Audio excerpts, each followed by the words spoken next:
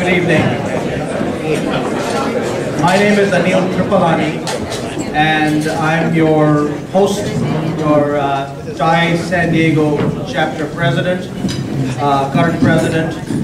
It's my pleasure to have you here. For those of you who are coming here for the first time, TiE is a global organization, non-profit organization to support entrepreneurship. We are the largest such organization with 53 chapters around the world, 12 countries, and growing in the membership. Besides regular members, we enjoy the help of charter members who are stalwarts in various industries that we invite to join us and help to mentor young startups. TiE is a vibrant organization, and I hope that if this is your first time exposed to us, that you will come back. In that context, I want to tell you that there are a couple of flyers on the table that talk about events that we have planned. The first one after this is October 13th, the TiE Institute, focused on, usually the TiE Institute events we hold about once a quarter, and this one's focused on the business plan. Shortly after that, October 22nd. Can you just mention the downtown? Yes. I would like to point out that typically we hold our events here. This particular one, the TiE Institute, which is open to members, is being held in the Foley and Lardner downtown offices. That's the difference. And I'm sure many of you will find this a useful session.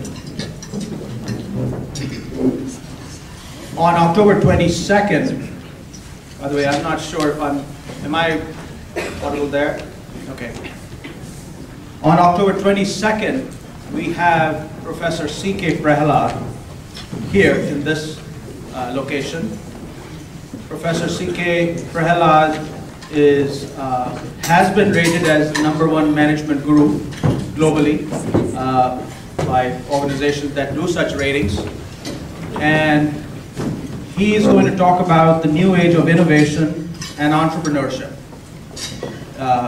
He will cover key points that he has in his book that came out last year, The New Age of Innovation. He's actually our charter member from this chapter, but so much in demand and on so many planes, I guess about 50 to 100,000 miles a month, that we haven't been able to get him for about a year and a half. And we are very glad that he will join us on the 22nd of October. I would invite you to come listen. On November 17th, we are planning a panel of experts in the area of smart embedded device communications, device systems, or in current parlance, machine to machine. Machine to machine doesn't do it justice. Smart embedded systems really go all the way from devices on or in the body, the human body, in terms of wireless healthcare that you heard about in our March event, all the way to smart grid and covering smart homes, smart appliances, smart cars, and so on. So it's a large topic to cover. We will be inviting experts to talk about how this might all be connected. And there's a lot of attention, as you know, to things like smart grid and how that percolates back down to devices near you. That's November 17th.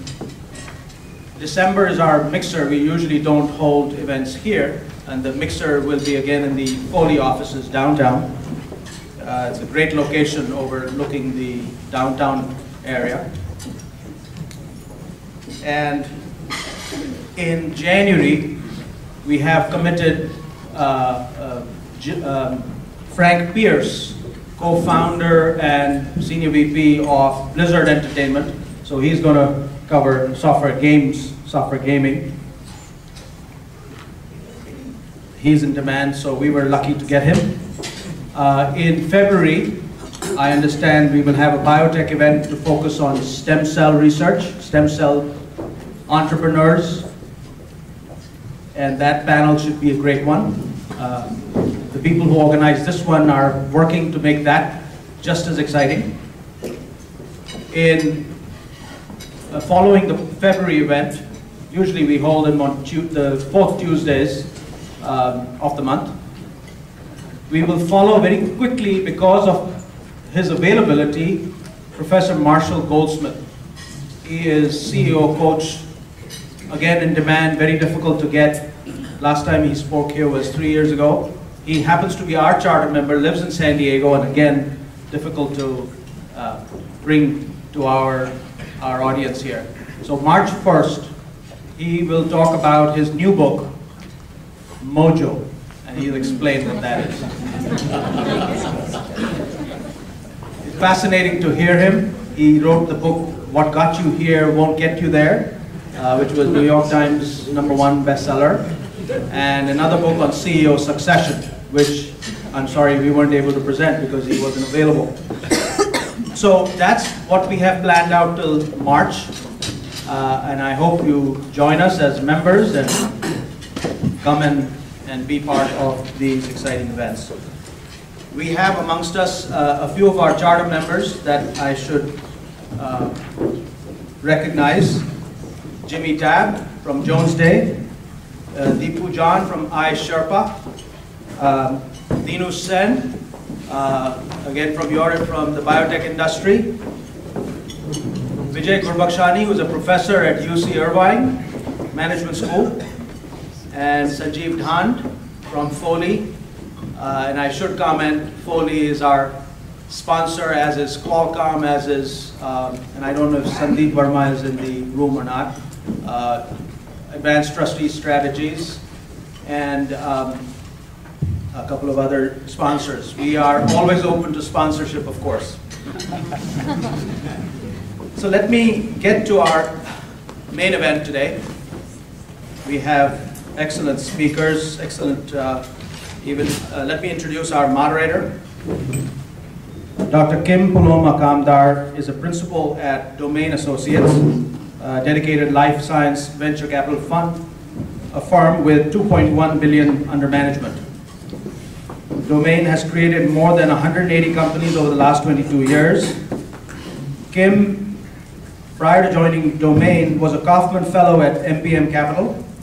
She has over 15 years of experience in biotechnology. She began her career at Novartis, where she built and led a research group to explore the biology, genetics, and genomics of model organisms to uncover small molecules that modulated signaling pathway networks. I told her I might trip over this. I made it. There's about another paragraph of that, so Kim has a lot of experience and serves on a lot of boards, and is the author of 10 papers and the inventor of 7 patents so far. She hails from Chicago, Northwestern, and Emory, a PhD from Emory. Please welcome Kim Puloma Kamdar.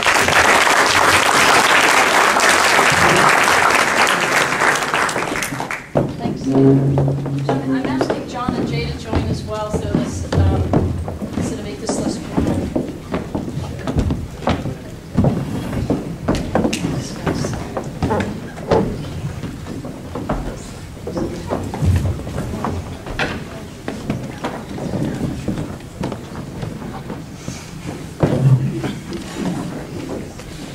So I'm really delighted to have the opportunity to to introduce and be even on the same stage as John and Jay. I've gotten over the last couple of years an opportunity to get to know both of them, and I feel this is an extraordinary opportunity to have them both here to talk about the Illumina story.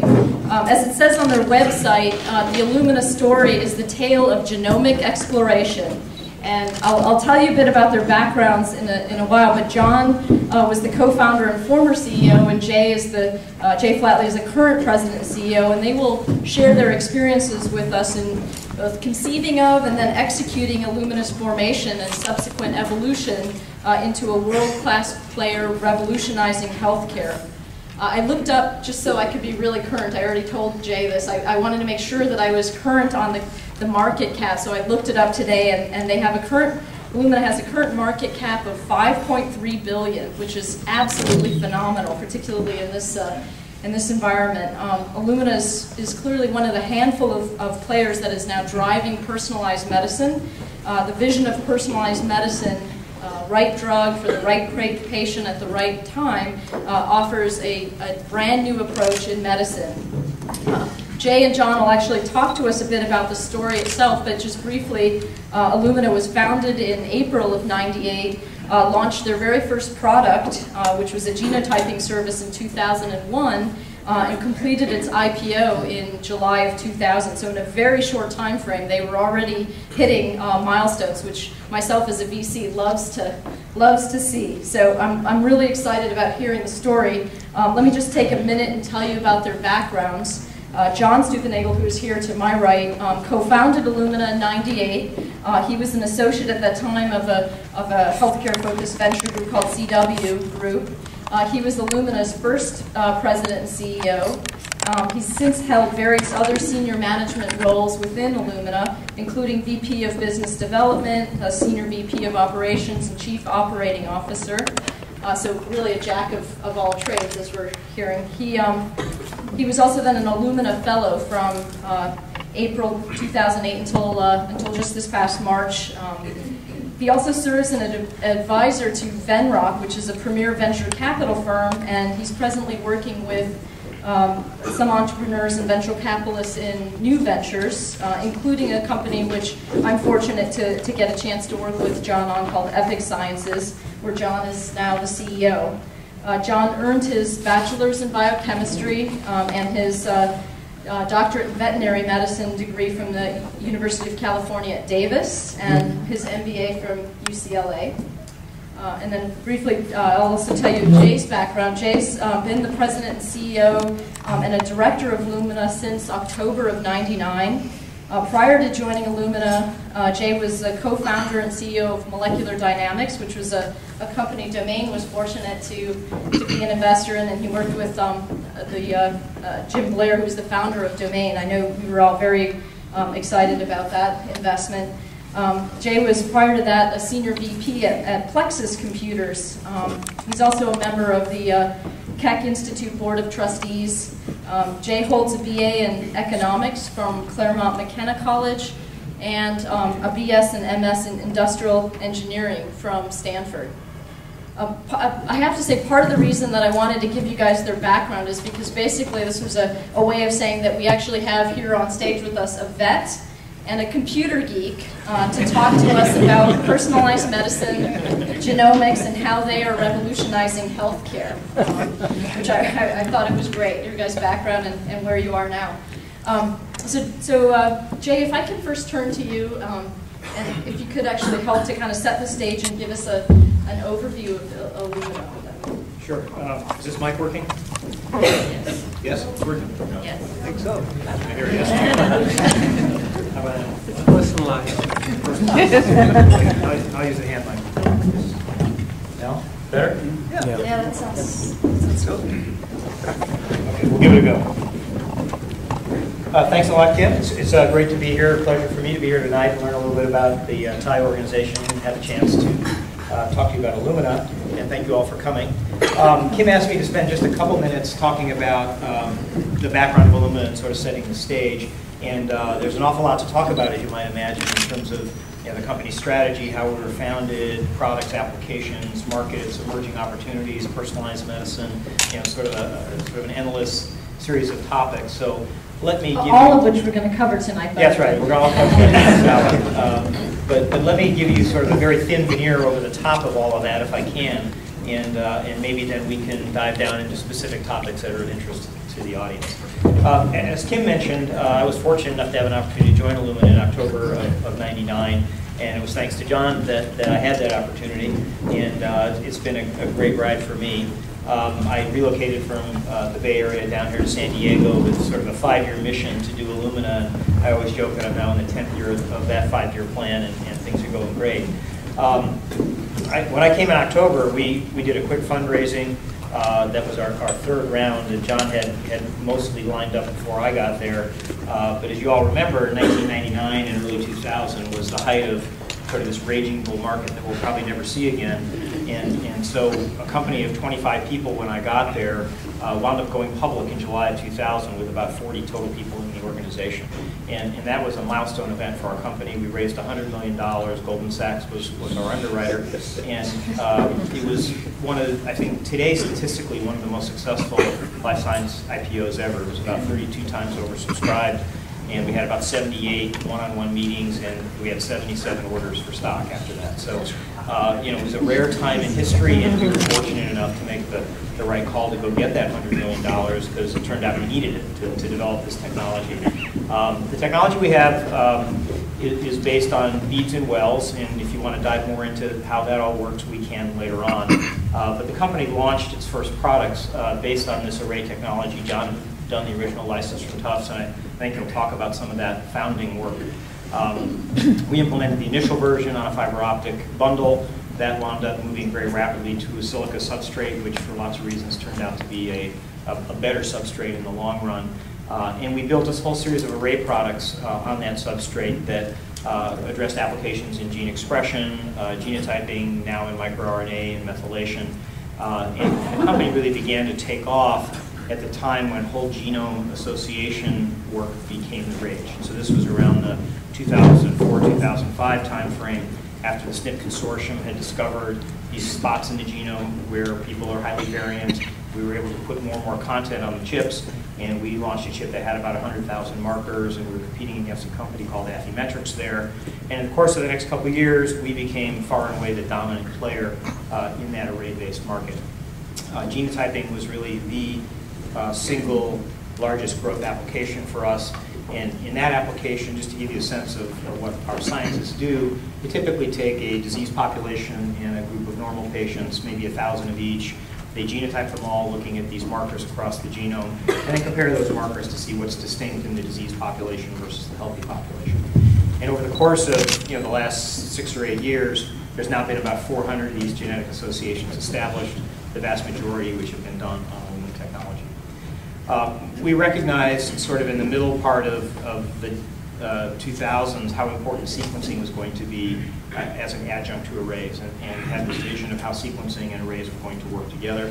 And so we acquired a company in 2007 called Solexa, which had a technology that's now generally referred to as next generation sequencing. And this has become a phenomenally successful transaction for us. We think probably the most successful in life sciences. It was a business that grew from 0 to $100 million in revenue in 1 year, which is pretty unprecedented. And the core to that technology taking such a large market share is the fact that it was about 100 times faster and 100 times cheaper to do a genome than the prior generation capillary technology. And so now there's a number of players in this market space, including Illumina, Life Technologies, and a few others. But it is the fastest growing segment now in life sciences. And so with this technology, we can sequence an entire human genome in a matter of a couple weeks and do it for way under $100,000. This is now enabling the advent of consumer markets. So we've now launched a consumer sequencing service. We've also gone into the consumer genotyping business back a couple of years ago.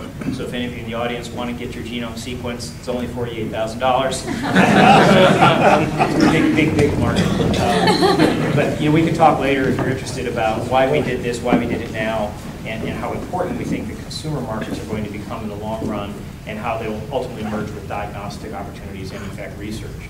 But this consumer space is really being driven by the reduction in the cost of doing human genome sequencing. So if you look back in the history of human sequencing, it's gone from a few $1 billion to do a sequence to now in 10 or 15 years to a couple of years ago where it was $1 million to do a sequence and it took 6 months to the point now where you can do a human sequence for $48,000 and get it done in a couple of weeks. This is going to continue, and so we think over the long run there are millions and millions of people that are going to get sequenced, and that's going to help this revolution in personalized medicine.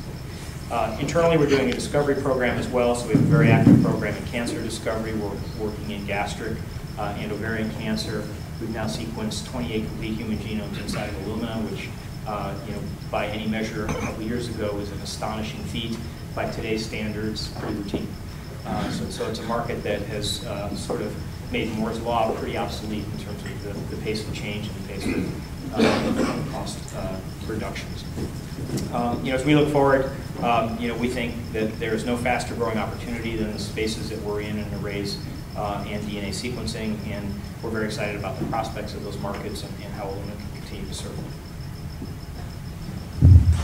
So any takers on the 48,000? Oh yeah. Really? Yeah, so That's we've amazing. announced 4 already, and we've got probably 4 or 5 more immediately in the pipeline, and then a host of others that are considering doing it. So it's working. That's pretty cool. So that really does set the stage, and I appreciate that a lot, Jay. But John, I really wanted to, very early on in the conversation, ask you, what was the premise of the company when you first got started? I mean, what were the key elements that you saw that kind of led to the starting of Illumina? Just that. It's in the bottom. On the bottom, John. On the bottom. Is that one? Doesn't thank you. Yeah, the red light's on. Oh, it's good. Now does it work? Closer? There you go. Yeah. Okay. We have closer.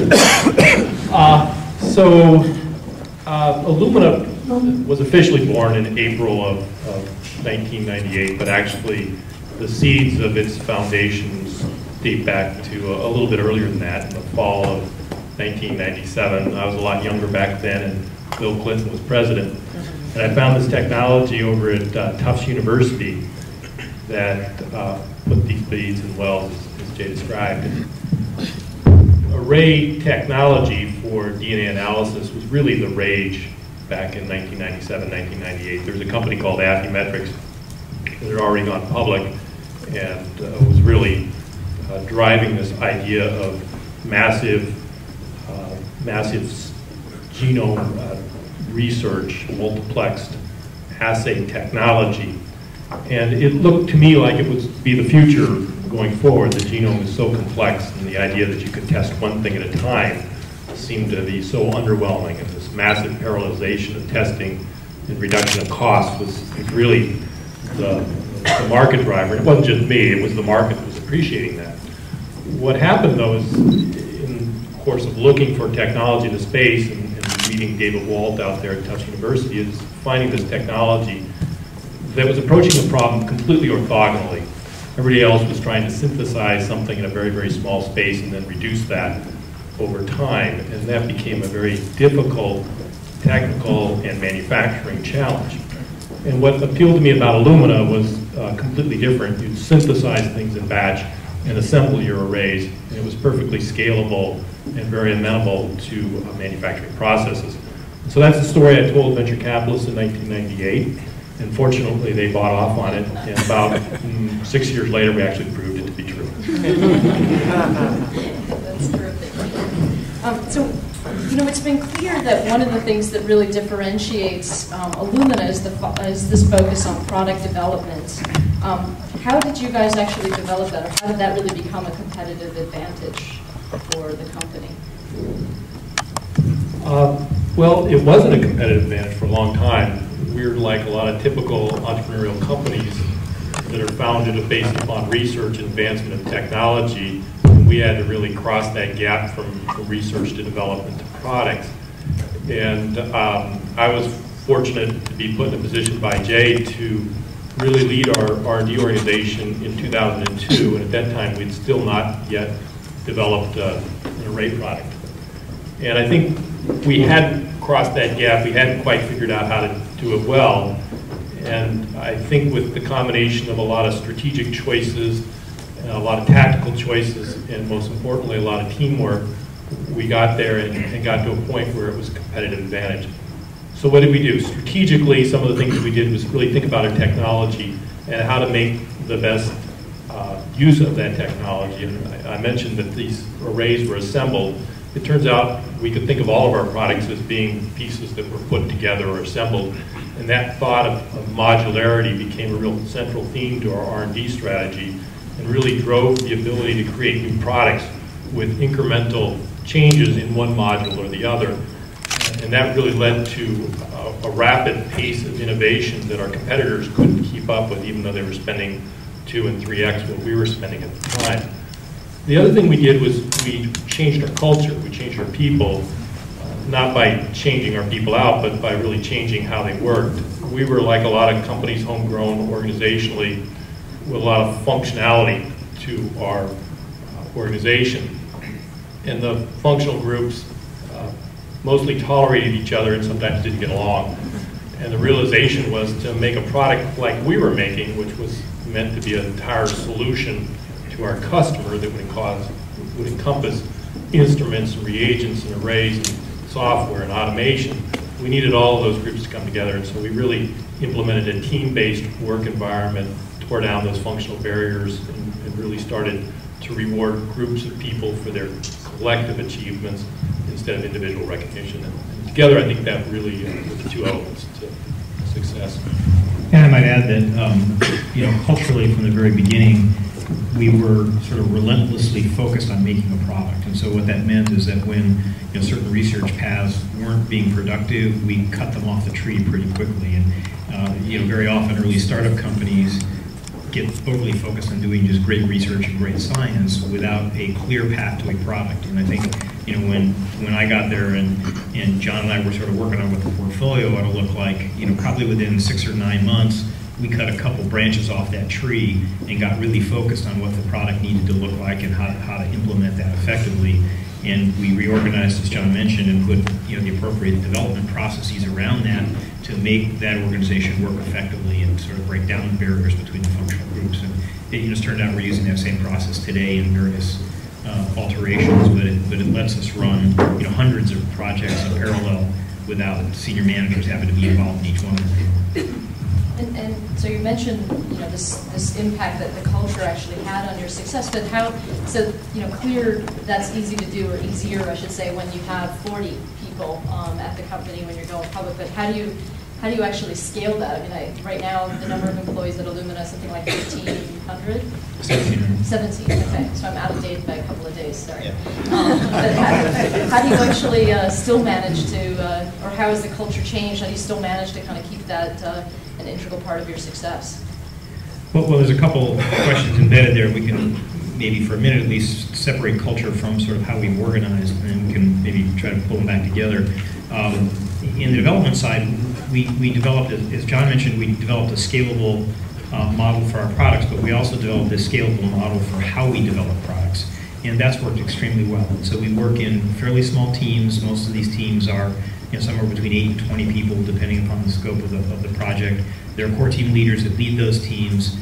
Those teams develop the concept plan, they develop the schedules.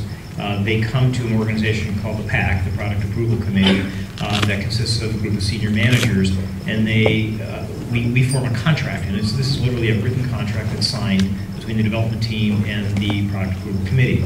And the exchange that goes with that, consideration that goes with that contract, is that the team agrees to deliver the product by the specs on time at the cost that has been agreed to with the resource level that's been committed, and the PAC agrees to allocate those resources to the team. And then the team is free to go off within the bounds of that contract and execute on the project.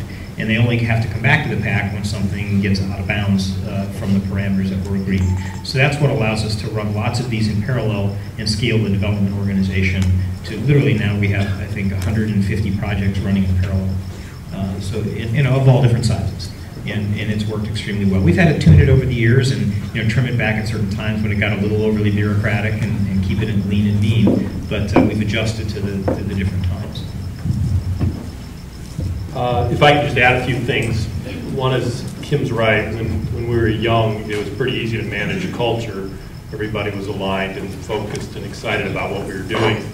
And as we grew, we had to think about actively managing the culture. And I don't know whether it was your idea or Tim Kish's idea, but about that time that Kim joined us, who was the CFO of Illumina and previously the CFO at Biogen, we as a senior management team decided we were going to institutionalize values. And I have to tell you, at the time when we first started the exercise, I was pretty dubious about the value of it. And if we all gave you a blank piece of paper, you'd probably get 5 or 6 of the 8 values that we came up with on your own. So it wasn't like there was unique thinking in those values. But we did spend a fair amount of time thinking about what we wanted to stand for as an organization and writing those down. They were things like honesty and institutionalized quality and take care of your customer and work with good teammates and make a value contribution. You know, the kinds of things that do sound like apple pie, but it actually became a framework for the expanding organization and how we wanted to work and how we wanted to be. And then I think we did a really good job of living by that, both as senior managers and throughout the organization, but also by a bottoms-up approach where we recognized at company meetings people that exemplified Illumina values and gave them awards and made that a democratic process where they selected the next group of people. And things like that, I think, really helped us spread a culture that was effective and became more effective. John, Jay, and I all want this to be as interactive as possible, so I will turn to the audience if there are questions from the audience. There's several other themes that I'd love to get some input from John and Jay about, but feel free if you have any questions to, I'll try and actually make a point of seeing and calling on you guys. So one thing that, Jay, that you had already started to touch on, which is, I think, was really pretty unique for the company, was how much money you've raised and how much, in what sort of span of time. I mean, it seemed to me that the 3 private rounds of financing were actually done in a very short time frame. And then obviously the decision to go public when you did, which you already started to mention, a very good one. Would love to get some color on your guys' thoughts about both the private and the public financings, how you thought through sort of when was the right time to raise, what you were trying to do with the amount of money that you were raising, and sort of why you sought out various investors that you did, be it public or private. Well, I'll let John handle the private rounds because he really was almost exclusively responsible for those, and I can start maybe with the IPO. And for us, the motivation, what do we have in the bank then? Probably 35 million. And so we had a reasonable runway even without an IPO, and the thought process really revolved just around how opportunistic the time was. And when you have a window that was open like the window we had, where this is at the time, if you recall, where stocks were opening at 2x, trading. The first trade was 2x the cover price, and then they were going up 50% in a day, and people were doing secondaries 4 months after they did IPOs. It was sort of a pretty heady time, and when we looked at that, we look at each other, in fact, and said, can we really go public with no product, no vision to revenue? 30 people. At the time we wrote the prospectus, we probably had 32 people in the company. We had great vision, believe me, and it sold well. In fact, I remember very early in the roadshow, we had a couple of people sitting around the table when I started the presentation, and I was probably 4 slides into it, and this woman said, genomics and fiber optics, that's good enough for me. And she went place for order. So, it was a time that'll never come again. But that was significantly important, as I mentioned, because it got us the funds we needed to develop this product, and it gave us a really long runway during a bad subsequent period. And the timing of this went, we were writing the prospectus, we started in December, and we actually filed it 2 days after the famous Blair Clinton speech about patenting genomic information when the market turned over. And so 2 days later, everybody believed, okay, 2-day correction, and we're going to get back into the heady market times, but the market kept going down and down and down. And Goldman, being a very conservative bank, by June, July, every time we did an update call, we put the IPO on hold actually after we filed, waiting for the market to get better. And they had these, they called them sort of stoplights, and they'd say, well, what does the biotech mafia say? Red light. What is funds flow? Red light. And every week we'd go through this scorecard, and they kept saying, well, let's hold them, let's wait. And it came to July, which was going to be, as many of you know, if you don't go in July, you sort of have to wait till October. And so we drew the line, said, we're going with you or without you. We're going to go to the next bank on the cover if you're not ready to go. And they buckled, and we had a phenomenally successful IPO. So it's a good thing we did. But we had to essentially threaten Goldman Sachs to get it done. The show who's boss. Yeah. You want to talk about the private rounds? Yeah, a little bit about private rounds and maybe some philosophy. So we did 3 Series A. The first was a little seed round that was captive within my venture firm, $750,000. And then we did a lot of business planning to about 6 months later raise about $8.5 million, and a year after that raised $28 million. And at the culmination of the $28 million round, we had a post-market capitalization of $100 million. So going from 0 to 100 in a little over a year and a half was a pretty heady time, but it was also built because of the hype in the space and what was happening also in the public markets. Couple of things about our financing. So I regard our financing and our financing strategy as one of the key success factors to Illumina. As Jay has alluded to, if we had not gone public, Illumina wouldn't exist today.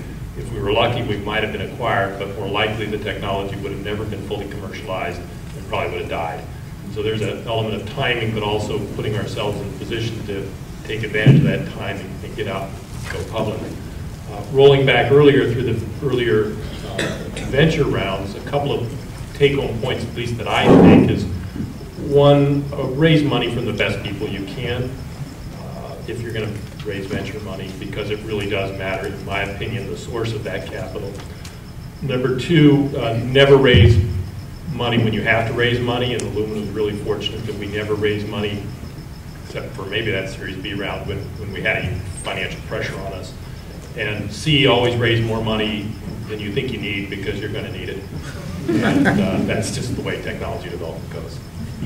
Yeah, a corollary to that I found working with lots of entrepreneurs on boards is that there's sort of an over-focus on dilution, right, and the exact pricing of the round and how dilutive it's going to be. And the truth is that far and away the most important factor is, are you going to be successful as a company?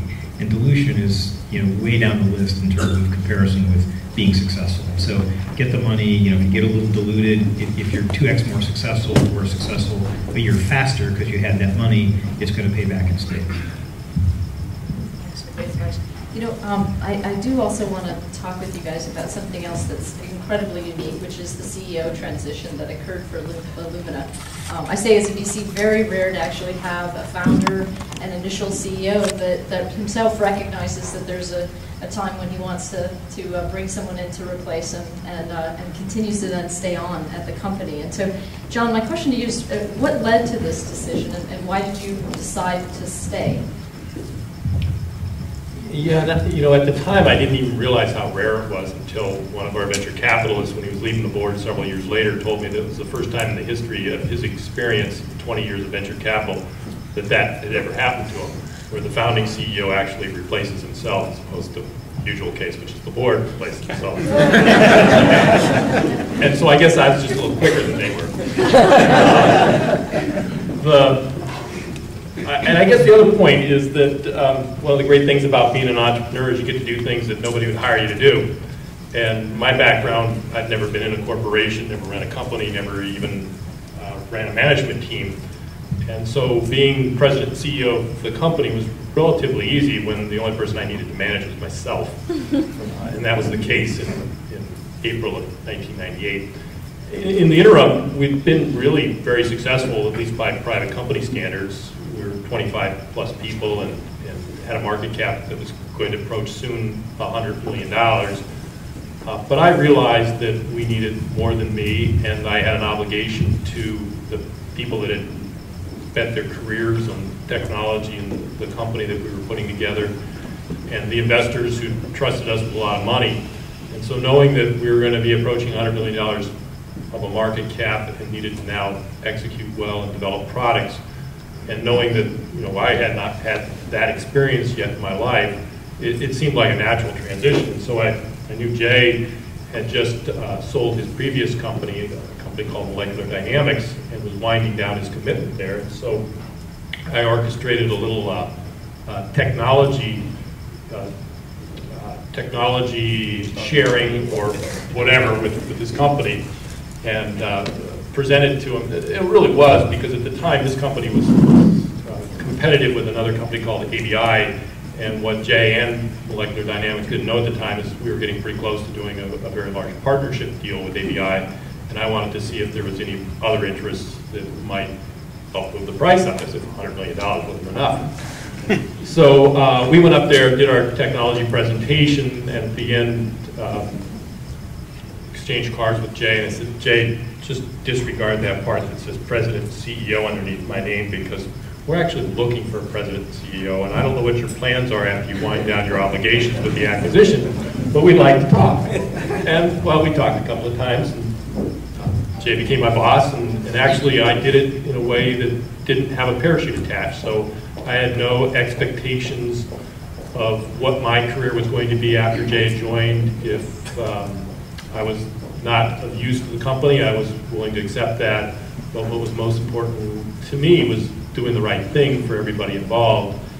And I think that helped to create that culture of doing the right thing and not acting selfishly, but acting selflessly. So hopefully I contribute a little bit to that culture, and the results were we were able to go public, and Jay led us to a great organization.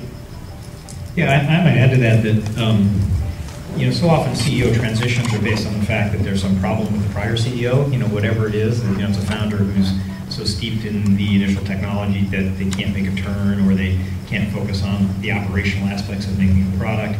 And in this case, there was none of that. So this was not orchestrated in any way because John wasn't capable of continuing to grow the company. And so I think that's what made the transition very smooth for both of us, is that John, after I came in, continued to run a very large part of the company. And at the time John sort of stepped down last year, gosh, your organization was 400 people or something like that, maybe even bigger than that. Yeah.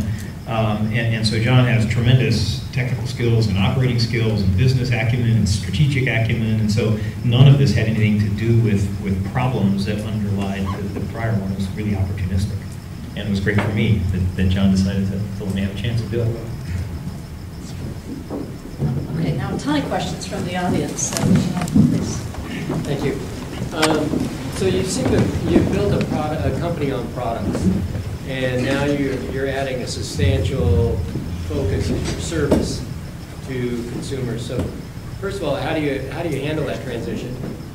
And secondly, how do you see the consumer genomics business kind of broadly growing in the application? Well, I guess the first thing I'd mention is that services was actually the first product we launched. So we had services as a strategic thrust of the company back in 2003, I guess. 2002, that's right, so 2002. And I frankly think that that's another very important contributor to the success of our company, is that we realized that because these technologies are complex, that at the time at least they were quite expensive, that having a service operation was going to be a strategic advantage for us. So we offered both products and services and continued to do that to this day. And what that allowed is say a big pharma company like GSK, before they bought one of our expensive systems, they were able to run a service project with us. We could deliver phenomenal data in a matter of 3 or 4 months and convince them of the quality of the technology. And so that's worked beautifully for us. And so what we've done now is we've continued to have that service work hand in glove with R&D, so it's been a very important adjunct to our R&D function. And now we've become CLIA certified in our service laboratory so that we can begin offering consumer services at sort of the highest sort of level of definition we can in terms of meeting regulatory requirements. The consumer market, we think, is going to become a very, very important market in the long run. And in the long run for us is 3 to 5 years. Right now, it's an insignificant part of our business. But if you think about the cost of a human genome getting down to $10,000 and then $5,000 and then $1,000, when you break through those price points, you're enabling brand new markets. When you get under $5,000, sequencing cancer tumors is going to become routine as a diagnostic. When you get down to the $1,000, we're going to be sequencing people individually on a routine basis. And so the thrust of our consumer program now is to lay the groundwork, to build the infrastructure, to educate physicians, to work with the regulatory agencies, to educate the FDA as to how this process needs to work, to do it responsibly, to do it efficiently, and to give consumers back the kind of information that they want to get. And so we're really laying the groundwork right now, but in the long run, we think it may have the opportunity to be our biggest market segment. I love what you just said. In your opinion, to what extent, how we're doing what we're doing right now, which is patenting genetic information, slowing or accelerating the rate of discovery. If I listen to you, as it becomes cheaper and cheaper and cheaper, it's your thought that we'll be able to accelerate that that rate of discovery. How's Illumina involving itself, at least politically, in the discovery market to try to promote this philosophy that you just expressed, which I do agree with? Yeah, well, it's actually poses some very interesting questions. You know, the idea of patenting marker association. So in the early days, you know, in the late 90s, people thought you could just patent a sequence itself, and that proved to not stand up, which we all think is a good thing. But now what have been patented are the associations. So if you have a sequence and it's got an association with some condition, you can patent that today. There's some question whether those are going to hold up, and there's been some recent lawsuits filed, the Myriad case in particular, which is going to bring that whole issue into question as to whether that in fact is as much a fact of nature as the sequence itself. And so that's going to go into the courts, and we don't know how that's going to work out. But the question that becomes challenging here, of course, is that, you know, if there's a whole series of companies that have patented these associations, and now you can sequence the entire genome and hand that to someone, and all they have to do is go on the web and look up those published associations, where is their potential patent infringement in that case, and what happens to the value of those marker associations if you can just sequence somebody and get them all in one shot? And so that's a very interesting legal issue that we're working through. We're working with other lawyers and other advisors to try to understand how that might sort out. We think Illumina can define under either scenario, if the patents stand up or if they don't. Our strategy will still work in either case. Two quick questions. When do you expect to hit the $1,000 price point? And the second one is, when you do the sequencing, how can you be sure that you got it right 100%?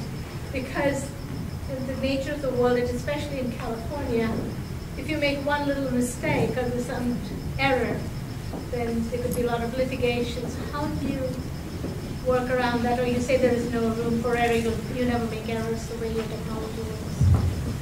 Well, no. Any technology has some inherent error rate.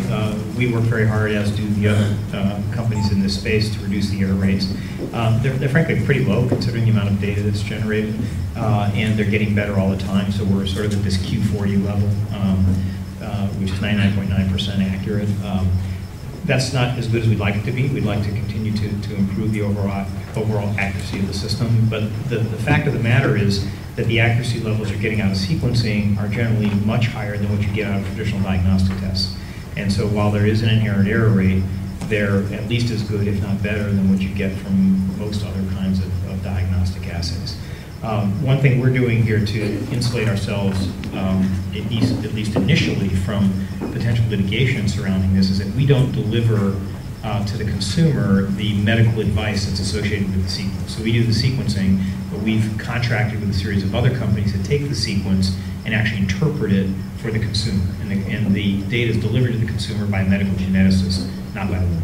So that's how we've tried to sort of sidestep that issue for a while, so we see how it sorts out.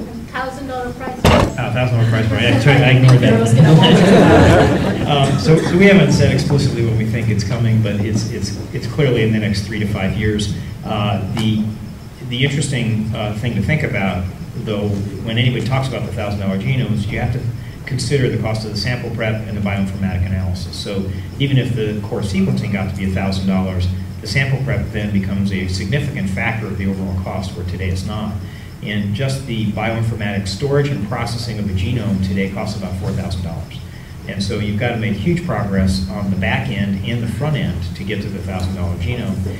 And fortunately for sequencing, it's moving much faster than Moore's Law, but the back end stuff, in terms of compute costs and storage space, is moving at Moore's Law. So we're moving faster than the back end is moving. So lots of considerations, but clearly in the 3 to 5 year time frame. Thank you. What are the areas that is sequencing right now? What are all the diseases that is sequencing? Well, we're focused internally on the 2 cancers, gastric cancer and ovarian cancer. We've already completed 13 ovarian cancer tumors. We're doing the initial bioinformatic analysis of those today. Our customers are sequencing everything. So they're doing all the major diseases, and we're not only doing the sequencing, but we're doing the transcriptome and the methylome at the same time. So we get a complete genomic picture of these cancers. And the exciting thing about this is that cancer is known to be a disease of the genome. So it's there somewhere. And if you have the complete sequence, you have the entire transcriptome, and you have the methylome, you got a pretty good chance of finding something. Have you done any sequencing of the population where they are prone to certain diseases, like for example Asians, the Indians are more susceptible for heart attacks and diabetes if they are ages. Have you done the population sequencing? We're working on that. So we've done obviously much more genotyping in populations with specific diseases, but we have some programs underway in particular regional areas where we're trying to get better representation of those populations in the databases, because today they're mostly Caucasian, Asian, and some African representation. But in the Middle East, as an example, there are particular diseases that are more prone to India, obviously some others. And so over time, as the cost falls, these populations are going to become much better represented in the databases. I saw that you guys were even involved in the panda, sequencing the panda genome. Yeah, one of our customers did it, and we did a little presentation down here at the zoo. So we're working on some other endangered species, so we have a few others on our list, and some extreme files we're doing, and so some really interesting projects. There's been a spate of articles about how the U.S. can jumpstart economic growth by leveraging technology that's at universities. Apparently, billions of dollars of research lying in university patents that are being underutilized. And so I was intrigued to hear about your kind of the fact that you're actually going to license something from TiE. But I'm curious to hear about what it was like to take something that was patented at the university level, commercialize it, kind of what your technological challenges were to get it ready to market and then evolve it. Good questions. So in response to the first part of that, a lot of technology going to waste at universities. That's probably true, but it's often like looking for the needle in the haystack. It's not like all of these technologies have real commercial value, and you really have to pour through and take some gambles to try to figure out which ones really have economic potential. As far as commercializing the university technology out of David Walt's lab, I think David would smile at this too. David told me it was all done when we licensed it, and it took us 6 years, as I mentioned before we got the product out the door. There's a big gap between what an academic researcher thinks of his state of development and real commercial development. And it takes a lot of hard work and concerted effort by a lot of people to cross that gap. And product development's not trivial. You look at Illumina, for instance, and once we really got up and running and sort of normalized as a company, we would spend maybe 10% of our R&D budget on research and 80 to 90% on development. And that's not because the guys weren't any good, it's because it really took that kind of effort. And that underscores, quote, the relative value of university technology versus venture capitalists and entrepreneurs who are taking that technology forward and making real products out of it. You asked a bit about sort of what the technical hurdles were. There's one in particular that's maybe interesting to the audience, and it's a process we use in building our arrays called decoding, and it was always the hardest thing to figure out how to actually make work. And it was, when I recruited a lot of people into the company in the early years, even the most brilliant scientists, they were very skeptical that we could ever get decoding to work. And this really comes from the fact that, as John talked a bit about, is that when we make beads to go in these arrays, we put them in a pool where all the combinations of different types of beads are in a single pool together. So we don't try to make things discreetly and put them in known places. We make a pool that's a collection, we throw them onto an array, sort of like Chinese checkers, and then we figure out which bead went into which hole after they arrive onto the array. And that's figuring out where they went was this process of decoding, which is a sequential imaging process that took us a while to really figure out how to do it, and then to make it robust and scalable took years. And that was really the secret sauce of our raise. Can you agree, John? Yes, except that we figured it out in 1998. Nobody believed us, and it turned out to follow exactly as one of my co-founders, Mark Chi, had mapped out for us. But the implementation and the robustness was a serious challenge that took years. Yeah, if you think about where that's come, the first product, we decoded a pool of a complexity of about 1,500 types of beats in a single pool, and now we're decoding pools that are 500,000 to 600,000 beats in a single pool. And the technology has really advanced enormously over the past 10 years. What was the effect on the company of the Affymetrix litigation? Yeah, it's interesting. You know, Actually, we might want to repeat. Oh yeah, what was the effect on the company of the Affymetrix litigation? Kim had asked us, as we did a little prep call on this, to think about what some of the success elements were in the company, and ironically, that turned out to be one of the most important turning points for us. What happened in the history here is that Affy had, as companies often do, they'd come to us and offered to license us a technology that we didn't think we needed. And so then they went away for a year after we sort of dismissed it, and then they came back and filed a litigation against us. It took a number of years to get through that litigation, and we actually lost the first round of the trial. And during the course of all of this, our stock had gone down dramatically because people worried that we had an overhang on the business. We were going to have to pay some enormous royalty. They were asking for 15% royalties. And after we lost the first round, I forget the exact numbers, but our stock fell something like 15 or 20% in one day. We, over the course of sort of the next year, developed a whole series of defense strategies, including reexaminations and explorations of the patents and workarounds, and sort of a six-pronged strategy that got them to the table into settlement discussions. And while all the investors knew about those settlement discussions, they had always assumed that there was going to be a big royalty burden on anything that came out of it. We were successful ultimately in negotiating a one-time $90 million payment, and that at the time seemed enormous, right? It still seems enormous, particularly for patents that you don't think you need. But it was one of the hardest decisions I ever had to make, to pay another company $90 million for what we thought were junk patents. The day after we announced that, we gained about $1 billion in market cap, and within 2 or 3 months, the swap in market cap between the two companies was about $2.5 billion. Because it turned out that so much of Affy's valuation was predicated on a 15% royalty stream from Illumina. And when that went out of their income statement, all the investors bailed out of Affymetrix. So it was, frankly, the single most important turning point in our competitive sort of profile in the array. The effect that it had for me was a little personal. I used to not have gray hair, for example. But it was partially personal because for all those years in front of private and even public investors, I stood up and said we didn't need these patents. And then they decided to interpret their patents in a very broad way. And in fact, as Jay mentioned, successful in having us lose that first phase through that broad interpretation. The lessons that I learned from that is, one, don't take it so personally. As Jay would often tell me, litigation in America is the consequence of success.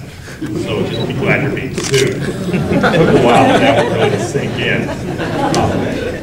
The other is a feeling of vindication. So our legal team, despite making the exact correct business decision of giving these guys $90 million for things that we didn't think we needed, our legal team was able to overturn every single one of those patents. And so not only did we get out from underneath it by paying this licensing fee, eventually we got out from underneath the stigma of infringement by the patent office realizing it had made some mistakes. So that was personally very rewarding. And we were absolutely confident that was how it was going to turn out in the end, but we were going to have to wait another 2 years for that to happen. And the burden of having that overhang on the company was just too much, and $90 million, while it seemed expensive, was exactly the right decision. And to this day, we would make that decision again, even knowing that all the patents were covered. Since this is a very disruptive technology, and not only your company, but what's going to happen just with the whole personalized medicine and genomics. Where do you see the impact on other sectors of healthcare? Hospitals, doctors' offices, laboratories, because this is clearly, you know, a time and a place that we're all looking at, and, you know, we can look at history of other events like this that have happened and just changed the even different sectors of healthcare. Where do you see that? I think you're going to see in this space one of these very sharp uptakes in the curve when we look back on this in 10 years. As we look backwards from today, you know, most people would say we're a little disappointed at how much we figured out about the genome and the power of these associations that have been discovered. And while they explain, you know, an interesting part of the heredity of disease, they don't explain the vast majority of it.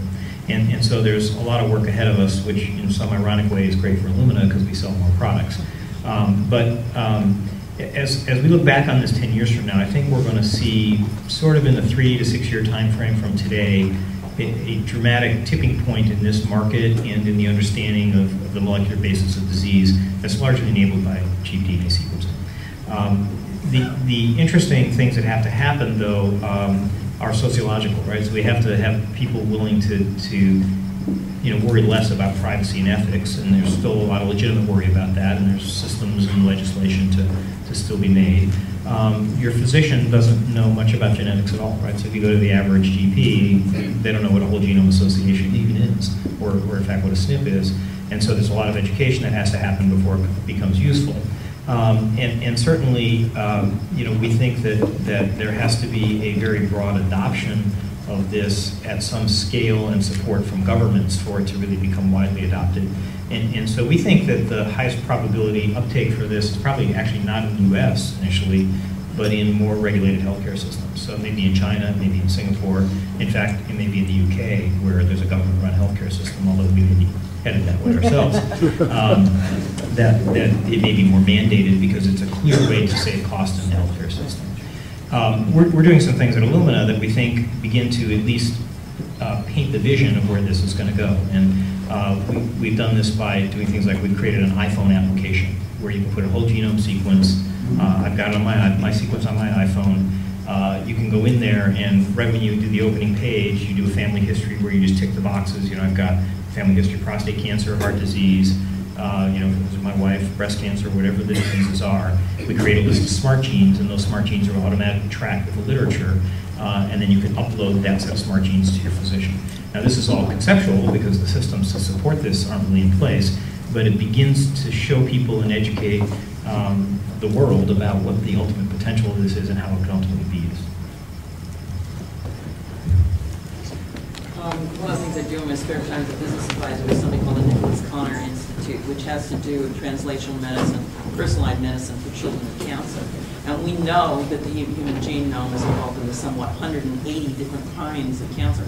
As we sit here today, and I'm making a political statement, then I'll ask my question. You know, 37 children died of cancer today, and we've released this year 6 brand new chemotherapies, but nothing on a genetic level like we're doing for adults.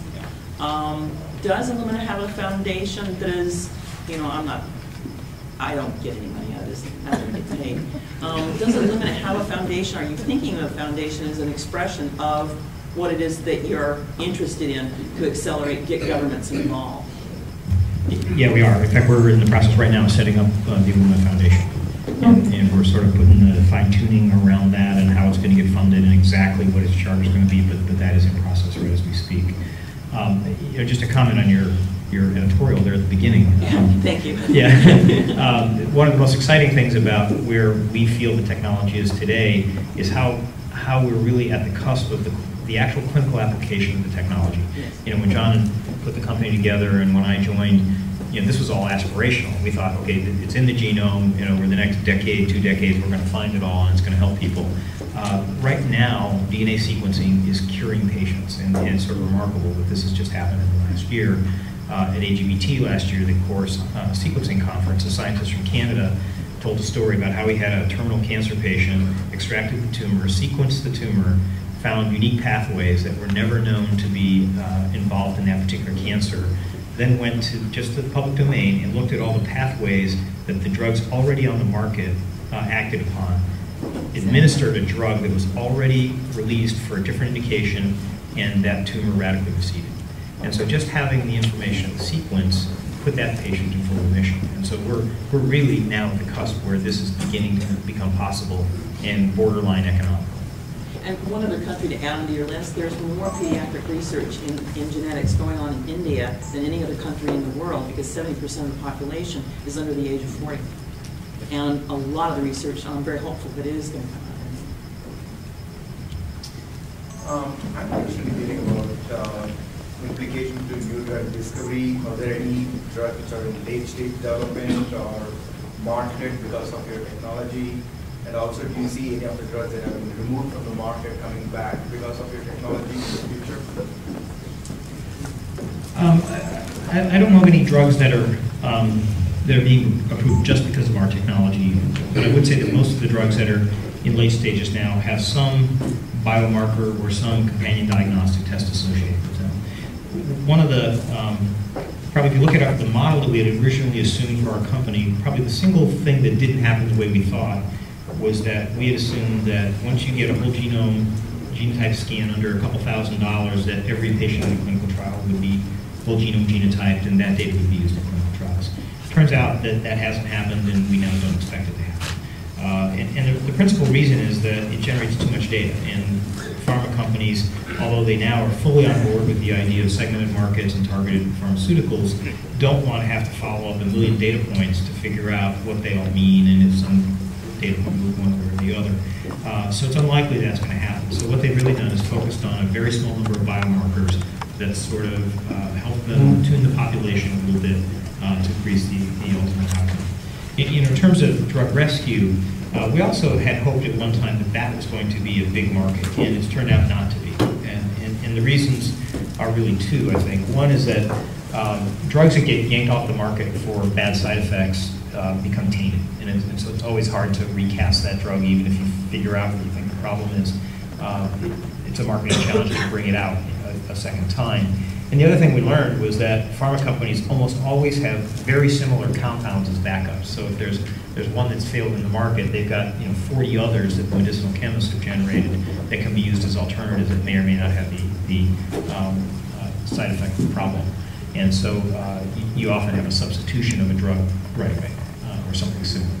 So that's turned out to not be a big market. A couple companies have tried it, but not been particularly successful. In terms of strategic business decisions, what are the advantages of being an early mover in the consumer sequencing industry when the marketplace is so full of uncertainty? Why did we decide to be an early mover? Yeah. Part of our strategy as a company, and I think one of the things that's made us successful, is that we've really focused on trying to help define how a market evolves. And so we've been early risk takers in markets. We've transformed markets. We did this in the oligo business early on. We've done that in some cases with very aggressive pricing. We've done it on performance basis, so it sort of depends on the market segment. But in in the consumer market, we want that market to evolve in a way that's advantageous to Illumina, and we want to be associated, when people think about consumer genetics, for Illumina to be associated with that.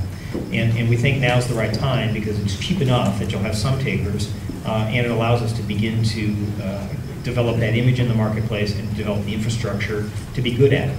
And so we think the first mover advantage in this space does help us, and that's why we decided to do it. One question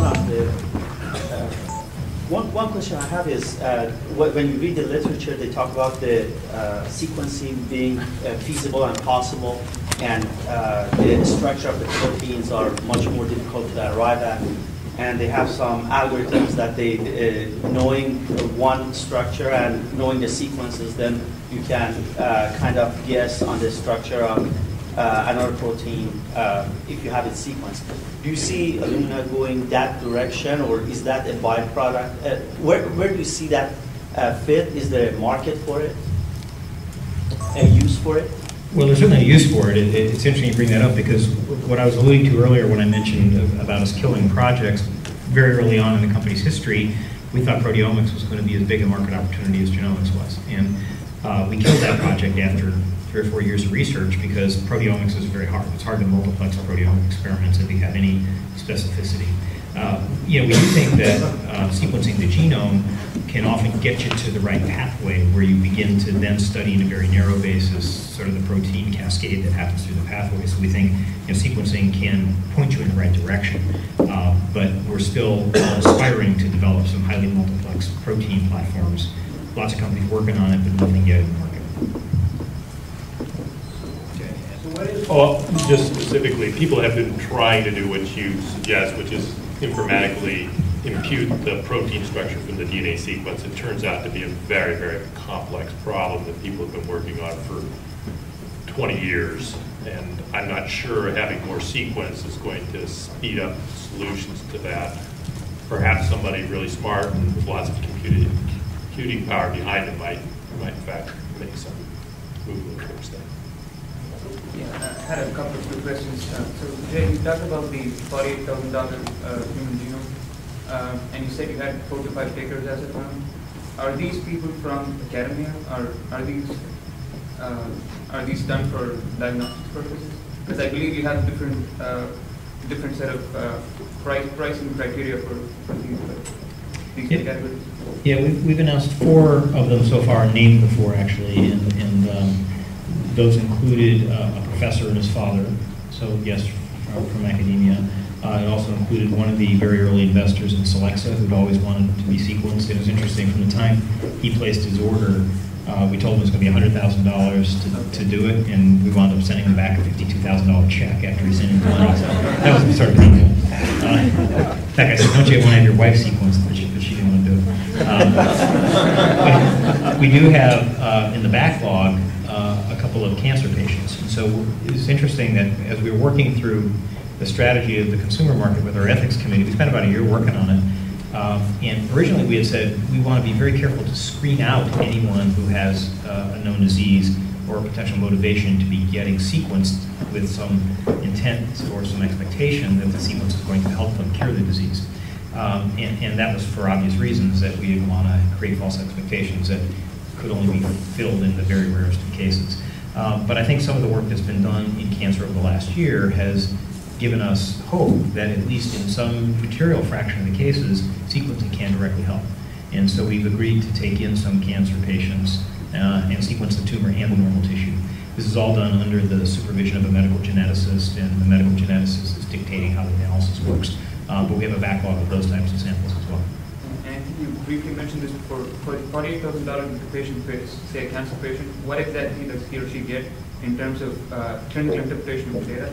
Is it going to be just A, Gs, and Cs, or are these going to be clinically interpreted by the companies which you just mentioned, which do the genetic analysis part of it? Yeah, there's a couple ways it could go. So what we deliver is the complete genome back on an iMac computer. We supply our genome browser so you can scan through the genome browser. At some point in the not very distant future, we will connect that to the human genome mutation database, which has a huge catalog of known mutations. And all we will do is sort of map what the person has to what's known in that database, and we'll provide that back to them, which isn't really interpretive, it's just here's what it is. We rely today on the medical geneticist who has to write a prescription for this sequence at the front end to do the interpretation with the consumer. As I mentioned, we've also partnered with 4 companies and now 5 companies that the consumer can go to outside of our process. And so each of these companies has their own business model about how they want to go after the market. And these are companies like 23andMe, Navigenics, Pathway Genomics, and others. And the consumer can go to those companies and say, help me interpret my genome. And some of them may charge one-time fees, some of them may charge annual fees to do a continuous interpretation. And that's up to the consumer and these third-party companies. And that business, what we're trying to do is develop an ecosystem there and let that model evolve, and we'll see who becomes really good at it and who doesn't. And I think that market will sort itself out over time. So in your experience as, your tenure as CEO and yours as founder and CEO, what in hindsight, what would you think is, one thing you wish you had done or had not done?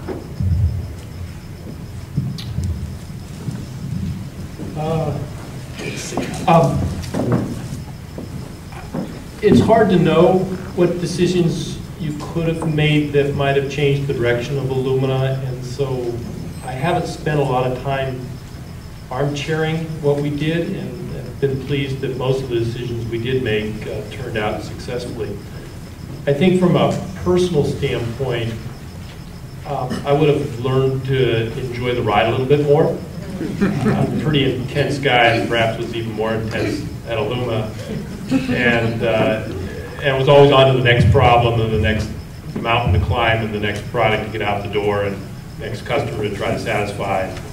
And there was a lot of good that we did, both for the people at Illumina and our investors and customers, that would have been nice to maybe take in a little bit more. Well, if you don't mind, let Jay actually answer as well. Well, I agree with John. It's always hard to do sort of the backward-looking analysis on this, but there was one deal we did that's probably at least a candidate for consideration, and that's this Applied Biosystems deal we did right shortly after I joined the company. In fact, I signed it on my birthday in 1999. I remember that. John had negotiated 99% of this before I got there, and the deal structure was great, but AB never really delivered under the contract and wound up 2 years later blowing up and winding up in litigation. We were smart enough, thankfully, that we had developed a backup strategy to this plan, because this agreement essentially gave ABI all of the exclusive marketing rights for our genotyping technology. So we could develop expression technology and other things, but they had the ability to market the genotyping. And we kept waiting for them to deliver the underlying system, and they kept delaying and delaying and delaying. And finally we said, okay, we're going to launch our own. And that got us into litigation with them. That turned out okay.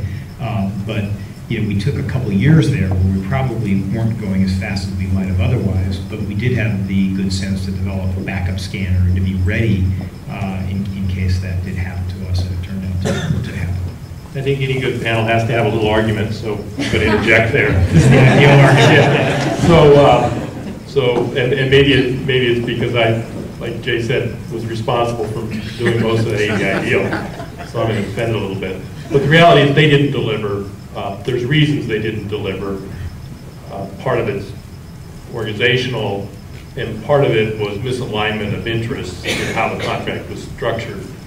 They didn't actually have exclusive rights to genotyping. They had exclusive rights to genotyping on the assay that they owned exclusively, and so we essentially gave them the exclusive sleeves off our vest, and that created the problem because they realized that they needed more than what they had and couldn't devote in a collaborative way the development of a solution where they only had a piece. And so it was doomed for failure. It was structured for failure, but the consequences of that failure was we got $15 million from them in R&D support and equity. It anchored that $28 million Series C that gave us the credibility with Wall Street to go public and raise that $100 million. So without that ABI deal, we wouldn't exist, and so you have to take a little good with the bad. Yeah, that's why I said it's a candidate. I totally agree with you. I mean, that was a huge factor in the IPO, that we had to deal with ABI, and we had so quickly that they were behind it. Well, yeah, I have a question in regards to your internal sequencing efforts around gastric cancer. What is your long-term strategy, and is there thoughts about doing any clinical validations to develop actual kits? Yeah, this is very much squarely in our diagnostic strategy as a company. So this is, we want to be the leader in cancer diagnostics. It's one of our stated goals, and we intend to. What we discover will dictate a bit about what the ultimate strategy is. But the goal here is to discover either patterns for early diagnosis or for differential treatment in these cancers. To develop diagnostic tests around those and to conduct clinical trials and ultimately market a diagnostic in our laboratory. I have a question about collaboration with outside agencies. Because of my family, I've gotten to know a lot of oncologists in the area, and the UCSD War Cancer Center, there's some wonderful oncologists there, Dr. Weissman, and their satellite center in Encinitas, Dr. Fario, Dr. Adler, Dr. Rose. So I'm wondering, are you collaborating with the physicians, these oncologists, with your product development? Yeah, we are. We've talked to, probably 25 different institutes around the country and many international, frankly, about collaborating either on sample acquisition or ultimately on patient treatment. We're still very early in the patient treatment side of this, so that's young and underdeveloped, but will progress a lot in the next couple of years. Most of the collaboration has been around helping each other on the discovery side by providing samples. So I think we actually have time for one last question from the audience. I was just wondering how Illumina is approaching the computational challenges of the next generation sequencing and going forward. Yeah, a very important question. There's a couple parts to the answer. The question was, how is Illumina addressing the computational challenges associated with next-gen sequencing? We've actually helped the problem a lot already by essentially eliminating the images that come off the sequencer. If you look at what we were generating in data file sizes 18 months ago, they're about 10 times bigger than the data files we generate today. And so what you have to move over a network and what comes out of the machine is much simpler. It's purely a stream of ACs, T's and G's and quality scores. So nobody looks at images anymore, but in the first year, everybody wanted to see the image and apply their own algorithm to it. Those days are behind us. So that's been a big help already on the networking side of this. On the secondary analysis, we have a lot of internal work where we characterize the secondary analysis as assembling the genomes, calling the SNPs, identifying structural variation, and that's being done largely internally and through interface with third-party companies into our APIs. So we have APIs in our software so other companies can access this pipeline in various places. I think the biggest long-term challenge and risk for our company, frankly, is that the rate of data generation is going up so much faster than the rate of tertiary data analysis. In other words, figuring out what does this all mean? And I'm not going to sequence another 10 genomes until I figure out what the first 10 meant and what value those 10 provided me. And that's where we think there's a lot of work to be done. And so we formed an organization called GIA last year, and Genomic Information Alliance. And what we did there is we pulled together all of the large-scale bio IT companies, so Amazon, Google, and Microsoft. Wolfram Research is going to be involved in this. All the genome centers. We brought in people from high energy physics.